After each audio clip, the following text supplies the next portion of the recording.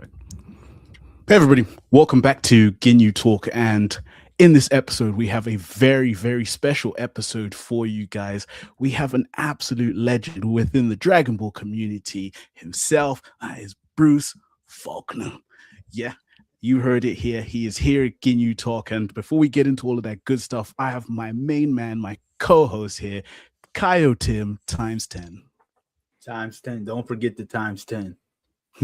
Never do. Anyways, so yeah, welcome, Bruce. Welcome, Bruce. How are you feeling? How's everything with you? Thank you very much, and welcome to the Ginyu Talk network. I'm so happy to be here and talk to all you guys out there, and sure appreciate my Dragon Ball Z fans, and I appreciate you guys. Yeah, perfect. I think so. Just just getting straight into the thick of the action itself. Like when can you just let us know how first of all, how was it for you being part of such a colossal project? I mean, I'm sure like when you actually got the call to be part of it, did you actually ever think it was going to be as big as it ended up being? I was really surprised at how it grew. And I looked it up, and at the time, I asked my young son if he knew about it. He did. He was about 6, 7 at the time. Yeah. And then I looked at a couple of episodes and just really dove into it. It was, I discovered that it was quite a long arc of episodes, because there's 291, and I started at episode 68 and worked all the way through those in a period of about 4 or 5 years. Wow. Yeah. Tim, you want to jump in? Yeah, as you went through and you were watching it, doing little research on it before you even started, Kikuchi did the original scoring of it.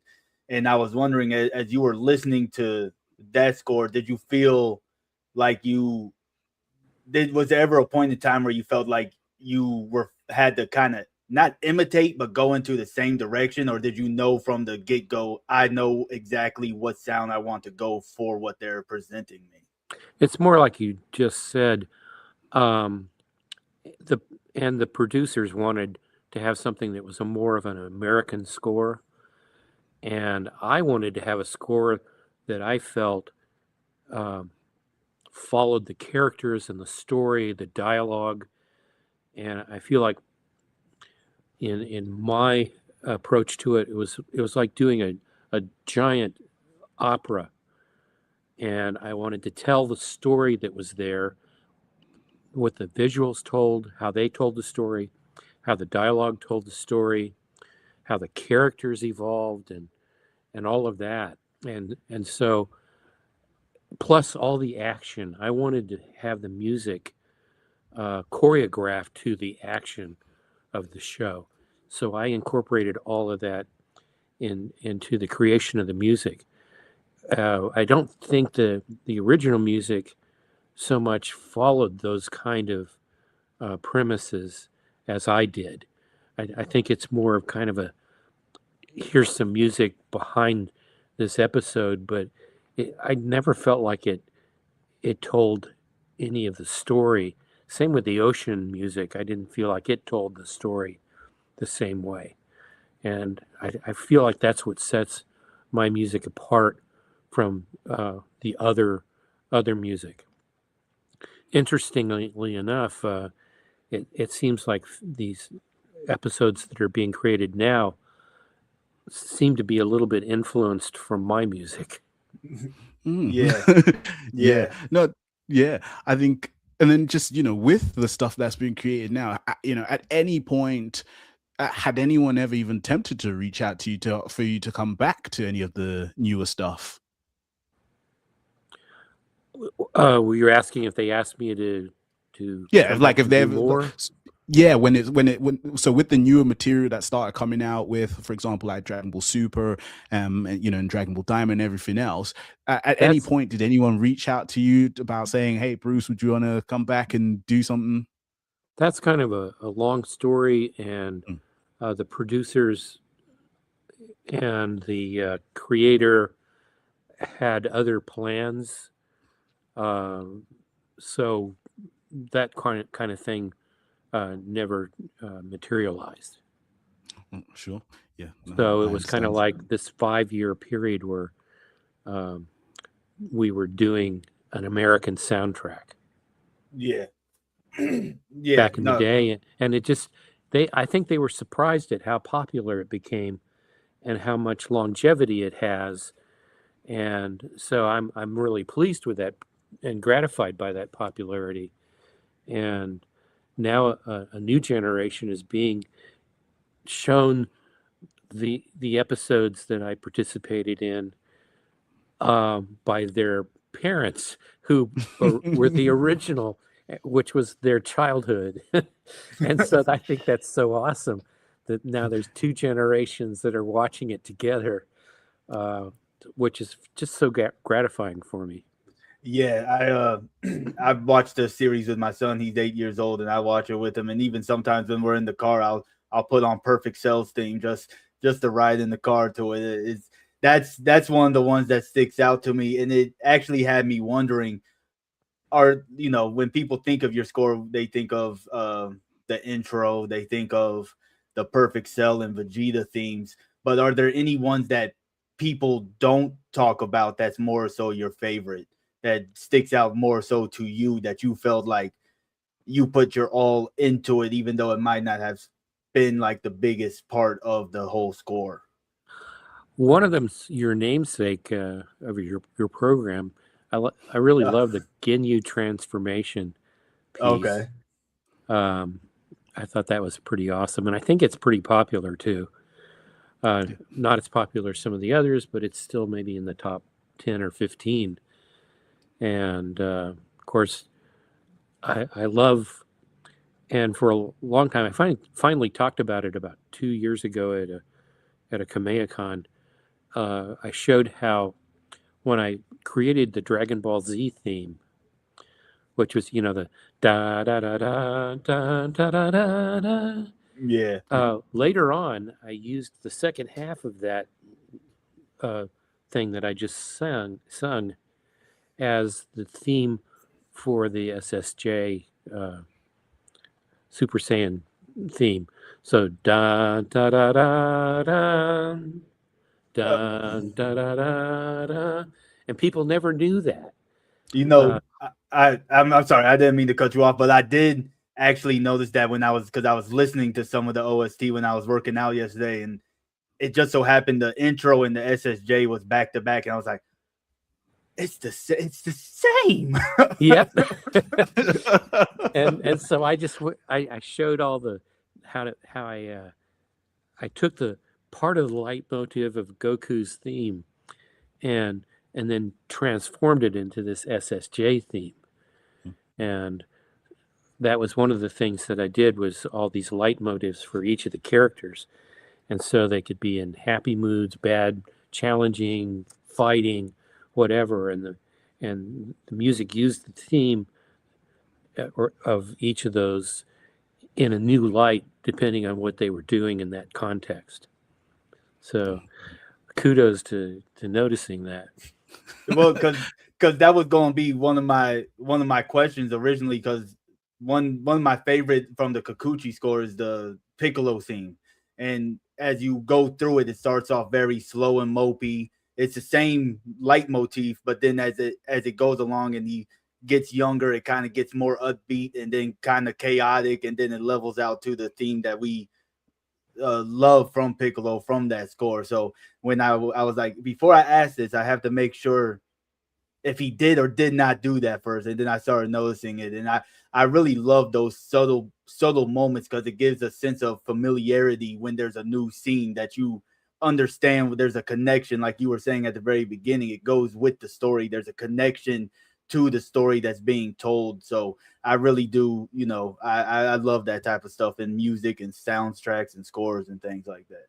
Another fun place at the very end in 291, when Goku's saying goodbye, I incorporated two themes: his original theme, which is the opening theme, and it was a happy moment. So instead of the minor key, I used a major key. Da da da da da da. And so it was major instead of da da da da. So it was da da da da. Yeah. Yeah. It makes me And want to go at the back and same re-listen time, to it all. at the same Me time, I too. had the Earth theme because he was saying goodbye from Earth. So the ba da da da. So those are happening Oh, at the same time, interwoven together. So That's interesting. that was kind of wow. fun. So This it's is- just some of those compositional techniques that people enjoy the piece. They may not hear those techniques, but they just know that they like the piece and it felt good, Yeah. which is okay too. Yeah, yeah. I know. I agree, and it's like literally just getting all this behind the scenes kind of kind of wisdom that you're sharing from. It's like it's just really making us relive that inner childhood that we actually had when we were actually watching the series and just listening through that soundtrack because because with what happens now, it's like there's a lot of especially like with a lot of communities that me and Tim are part of with Ginyu Talk, there's a lot of people that rewatch the series, but yet, they really do constantly bring up yourself in terms of just saying like, oh, while they're watching the newer version, they always say, no, no, no, actually go back and watch it with the original score, which is your one. And people that have actually done so have actually come back within that community and said, actually, you're actually right, this is a much more much more complete of in terms of an experience wise, like musically itself, like how like what do you take from that when you just hear that the community still really still feel so strongly about you and in terms of the work that you've done? I'm very pleased about it and very grateful and thankful that they enjoy and recognize all that hard work that I did to be the kind of composer and the concept that I had to unify such a long story arc, and make this massive musical series of symphonic poems that fit. And they're like operas too. When you put all the media together, you've got the visual, you've got the actors, the characters. I mean, the action, the scenes, and everything, and the music that fits it. It's like watching a Wagnerian opera. It was my hope when I started and finished it, and I just love the impact that it made. It was #1 on Cartoon Network for 3 or 4 years, and #1 on all cable. I think it was around 2003, with 6 market demographics in the people who measure that kind of thing on television. So that was all such a thrilling thing, and to have it recognized today, I'm just so happy and grateful for as well. I'm glad they play the shows and people can watch and experience it, and for many rewatch it and experience it with their children. It's just really cool. Yeah, it's always, it might have been #1 for 3 or 4 years, but it'll always be #1 for me. It's always #1 in my heart right here. My heart of hearts is always going to be #1. Thank you. Those were So the Nielsen ratings, by the way. those are the ones that matter too, even when you're getting the big numbers, right? Yeah. So what was there a favorite scene of yours when you were doing the score? I know I asked you before, like the least memorable one, but is there an actual scene that you remember seeing and you just got into like that flow state? Oh, I don't know. There's so many. One just when you were asking, it popped in my head was I loved the scene where Genyu's trying to get Goku turned into the frog, throws the frog into the thing, but it makes Ginyu turn into the frog, and then this female frog comes along and falls in love with Ginyu, And Yeah. I quoted Wagner from Tristan and Isolde, the opening prelude to the opera. It's about doomed love, and so there's this theme da da da da that's historically, musically speaking, just like this iconic thing for the ages that music historians and music theorists talk about. But I used it in a context with some humor to have this failed love between a frog and Ginyu, which is never going to happen. And so it just was kind of like a fun moment for me musically and visually and storyline wise. Yeah, I really like I said before with the leitmotifs and stuff, being it's something about music and seeing scenes like that, and you can hear the music convey the comedy or the seriousness or something like that. Like you used it, it's a serious piece, but you used it as like a piece of like satire almost for that scene. And Yeah. I really like I'm just always amazed whenever I listen to that score because there's a lot of things that I hear that I'm like, now I had to go back because it right now it is actually kind of hard for me to find the original run that has your score behind it. But there's when an I orange do, DVD set. oh, okay, That is one of the most accessible. But then other places you just have to say use the American soundtrack. You have to go somewhere in the settings and say that. And then Hulu, I think, and some other Crunchyroll, I guess, is playing it. I didn't know that. I I learn didn't. something That's new every day. I learn actually something new. did. I didn't even know they actually provided that setting for you to Yeah. be able to actually select, which set of scores you'd actually want to use. That's actually really interesting. Thank you for that, Bruce. And then it's just like when you, in terms of all the scores that were done, what would you say was one that more or less maybe was the hardest one to get right, but once you did, it just was in line with the vision that you all had for it? Gosh, that's a hard question to answer. But I typically would look at an episode and I chart everything that happens. I chart of course, it's a 22-minute, 30-second episode, and use time code.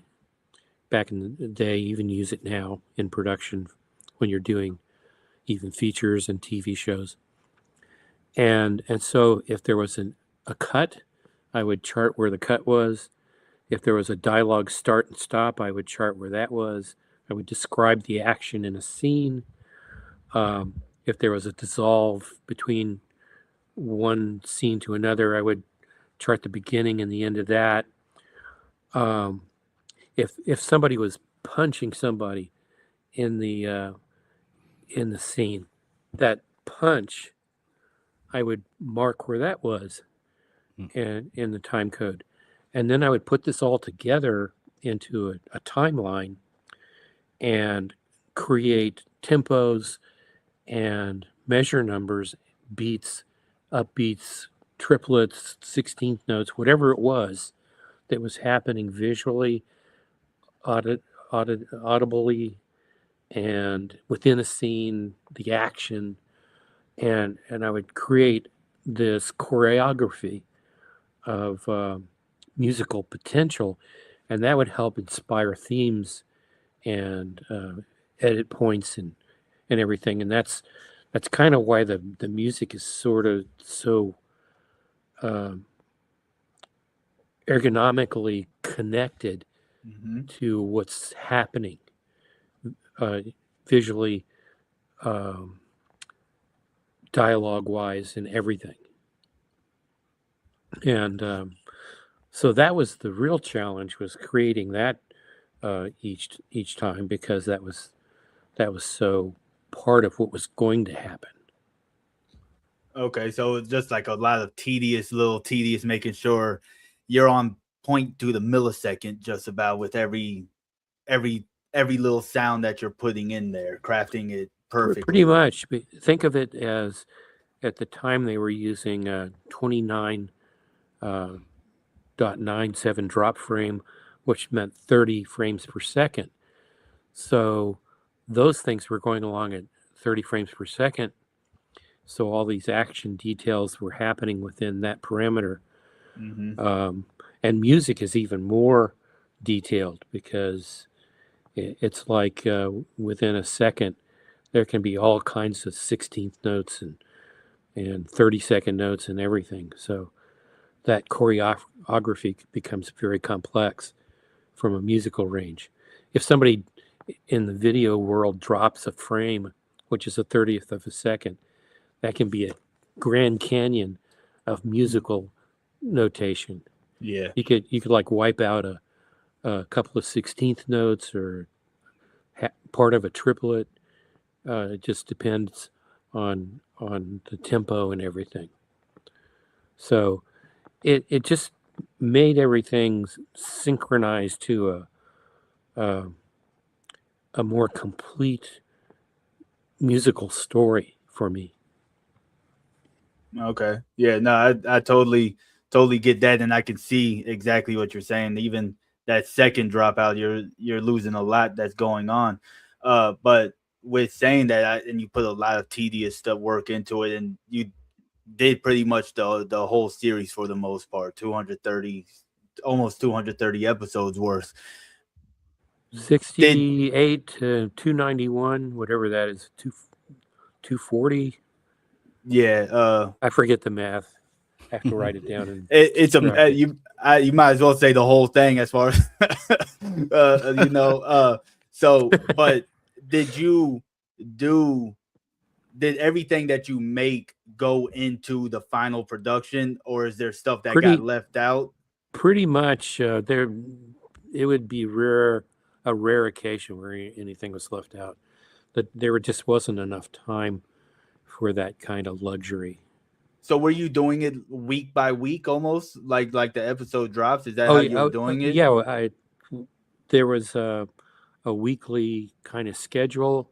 Started 9 to 10 months before broadcast. So it was just an endeavor that took up a lot of the year. Okay. For 5 years. Okay. And so you just sometimes you're writing out of inspiration from the visuals. Sometimes it's even terror from getting everything done in time. So it's like the inspiration comes from everywhere. Yeah. I could imagine having a bad day and then a Vegeta scene come on. And you're like, oh, I'm about to go off on this. Yeah, and then just what I wanted to ask, I know I asked this before we actually started the actual interview itself. What I wanted to, I know you said you'd been writing some music itself. Just with that, has there been any within that music you've been writing, has there been any anime projects within that, or has it just been strictly non-anime work that you've now been doing?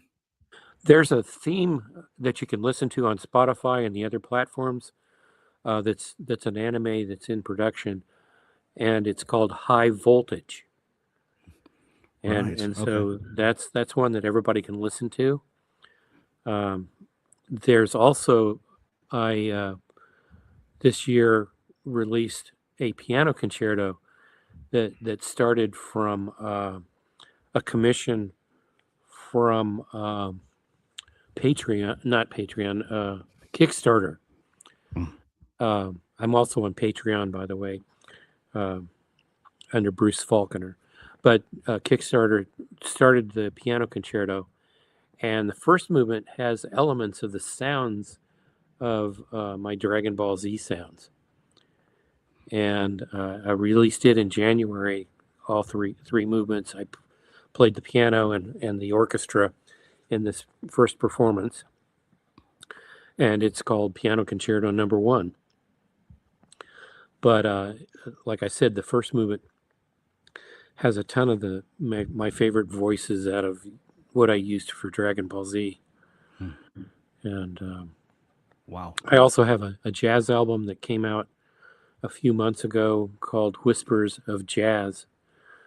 So definitely will be looking into all of this, because I think, like I said, just speaking with you has, made me maybe hopefully along with Tim just want to re-listen to the whole American soundtrack just from start to finish, really try and listen to all these things that you told us, the little nuances that you added throughout certain scores itself. So it's like absolutely really exciting for that. And I think just to kind of just round it off, I know because I'm based in the UK here, and Tim's in America itself. I know you've got some UK fans here, such as myself and many other Dragon Ball fans here.